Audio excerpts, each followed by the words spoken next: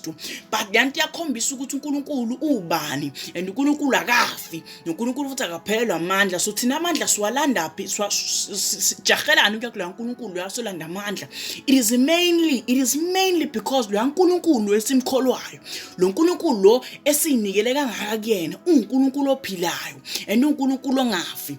And mangase ufike uNkulunkulu wasidala singabantu, ngamanye amazwi uyi-energy source yethu. Mase ufike uhambe uyofunda lapha ku Book of Genesis le edeleliwe lapha eqaleni.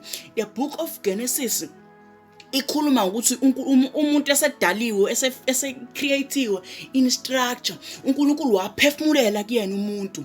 uNkulunkulu is always going to be i-energy source yethu. Masifuna amandla sothola kuye. Ngamanye amazwi maselithi izilonkosi uNkulunkulu eqeda ukuphefumula kuthina, we were living souls. Ngamanye amazwi sho ukuthi asiphili ngaphandle kokuthi uNkulunkulu apply awakha amandla. Ngamanye amazwi uNkulunkulu mangabe thina njengabantu esicreateile, thina we are just umzimba nje efileyo, but uNkulunkulu masephefumulela kuyena useyaveza ukuthi amandla sothola kuyena. Ngisho noma ukuphila, ngisho nokuphila usesiphefumulo ephilayo, ukuphila sikuthola uNkulunkulu. Ngamanye amazwi if wena ukholela kwabantu abafile once bafa, ngitshela ukuthi wena ungathola impilo okubona kanjani sebefile, because sebefile. But uJesu Kristu ukuze khombisa ukuthi uyindlela neqiniso nempilo, wenze njani? Wavuka ekufeni. Shuthi ukufa kwazange ngisho ukumbamba noma ukumclaima. Wena wakwazi ukuthi anqobe ukufa ngenxa yokuthi useyikhulumile lento ukuthi uyimpilo.